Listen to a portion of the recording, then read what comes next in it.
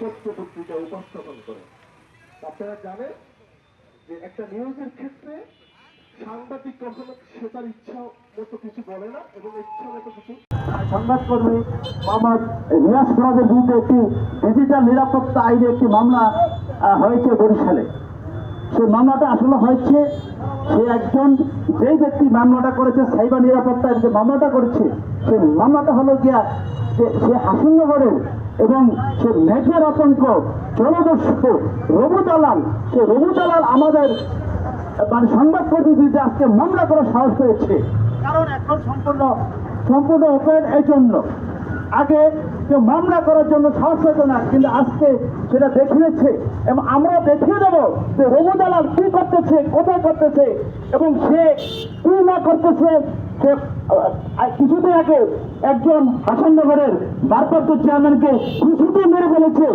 এই প্রশাসন, পুলিশ প্রশাসন তার বিরুদ্ধে কোনো আইনানুগ ব্যবস্থা গ্রহণ করেনি, তাকে বাঁচিয়ে দিয়েছে বিভিন্ন কলা কৌশলের মাধ্যমে, অর্থ লোভের মাধ্যমে তাকে বাঁচিয়ে দিয়েছে।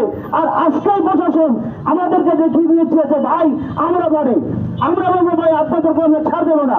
আপনারা যখন বিপদে পড়েন তখন আমাদেরকে বলেন ভাই আমরা আপনাদের ভাই, আর আমরা যখন বিপদে পড়ি তখন আমাদের দিয়ে আপনারা তাকান না।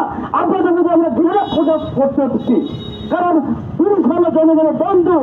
এটা আপনারা বলেন যখন আমরা বিপদে পড়েন, আর যখন আমরা বিপদ থেকে হারিয়ে যান তখন বলেন যে ভাই আপনাদের আমরা শত্রু। সেটা আমরা প্রমাণ করে দিয়েছেন। কারণ একটি মামলা যখন হয়, আমাদের এলাকার লোকজন যখন মামলা করতে আসে তখন আপনাদের তার মামলা শেষ থাকে না। আপনারা এটা বলেন ওটা বলেন, তদন্ত করা লাগবে ভাই, অভিযোগ যিনি করাতে হবে তিনি তদন্ত করতে হবে। তদন্ত করার উদ্দেশ্য নিয়ে আপনারা অর্থ হাতায় নেন, এর ব্যাপারে আমাদের কাছে অসংখ্য আছে। কিন্তু আজকে শুধু রিয়াজের বিরুদ্ধে ডিজিটাল নিরাপত্তা আইনে মামলা হয়েছে, সাইবার ক্রাইম মামলা হয়েছে। আপনারা আমরা যারা সিনিয়র সাংবাদিক আছি তাদেরকে আপনাদের ডাকা উচিত ছিল, ভাই ওনার বিরুদ্ধে মামলা হয়েছে, একটু আপনারাও একটু দেখেন বিষয়টা আসলে কি। কিন্তু আমাদেরকে যারা সিনিয়র সাংবাদিক আছি, আমাদের বন্ধের সংগঠন আছে, আমি জাতীয় সংবাদ সংস্থা বন্ধের সভাপতি, এই পাশে রয়েছে ফয়সাল, গণদিন প্রেস ক্লাবের সভাপতি, তারপর সেক্রেটারি সবাই রয়েছে। সিনিয়র সাংবাদিক তাদের কাউকে আপনারা জিজ্ঞাসা করলেন না। আপনারা তার বিরুদ্ধে সঠিক তদন্ত না করে এবং মামলা তারা আমরা চাকরি দাখিল করেছেন এবং আমরা ধিক্কার জানাই প্রশাসনের প্রতি।